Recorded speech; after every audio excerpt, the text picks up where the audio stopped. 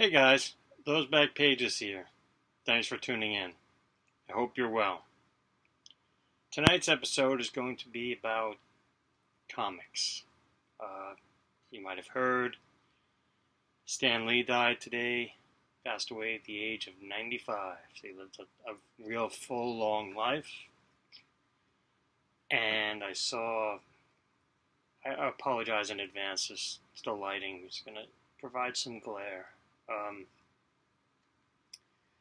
saw something really well posted to the effect that has there been any one person that's brought in that much joy to maybe Walt Disney, but you get the point.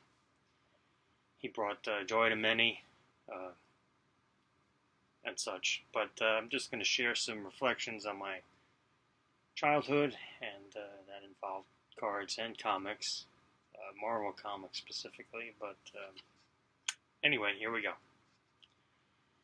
It was 1984, and I had about 13 years old, just, finding my feet in the world, collecting cards, and I had, pretty good grasp of what I was doing with cards, and for some reason I cannot remember, I got interested in comics. There was a comic shop a couple miles away, get on my bike, go down there, check it out.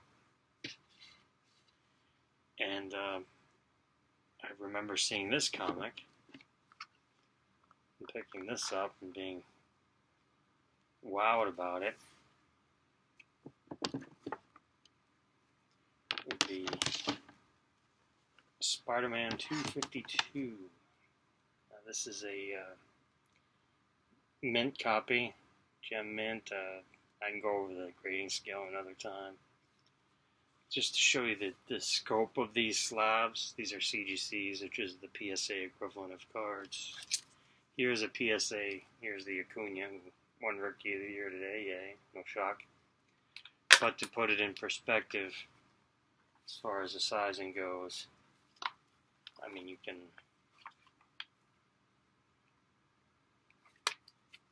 There you go. I mean, as far as collecting and storing slabs, now you know.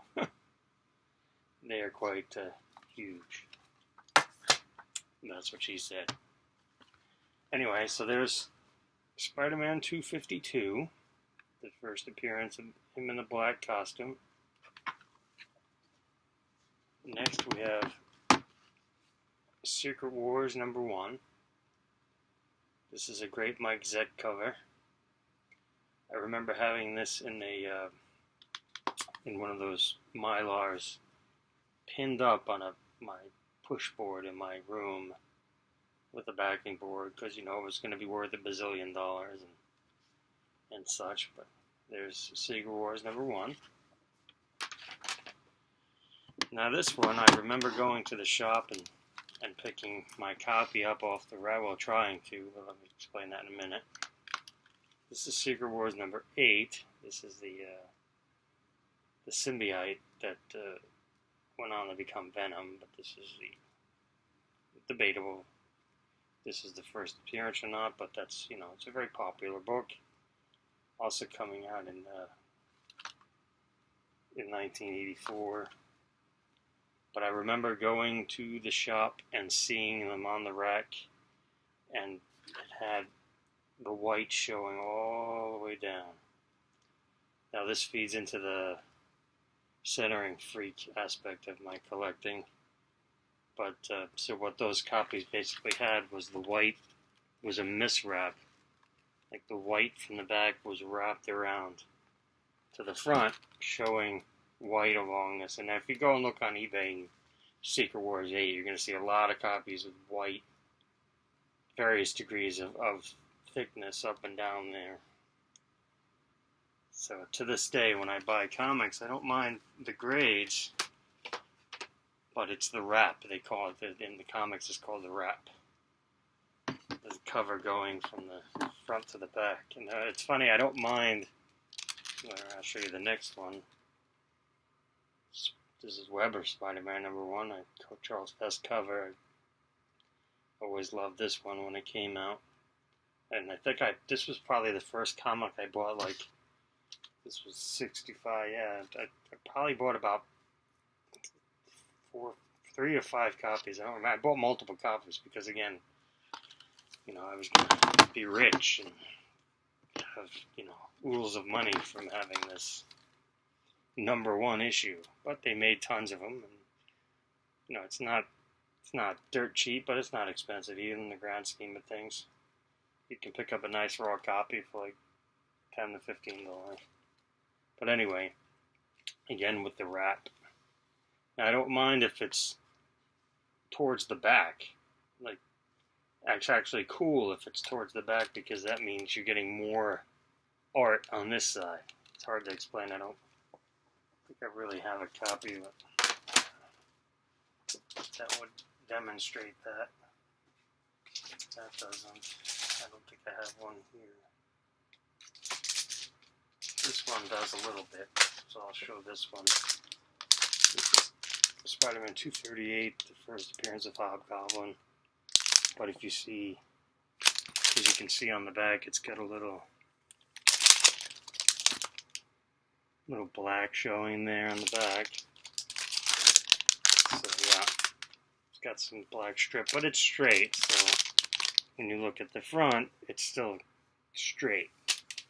Again, it's just the OCD in me. And so technically, when it's wrapped more this way, you get more art on this side. You know, like this part right here, you see a little bit more of his glove, stuff like that. And, you know, it's just silly.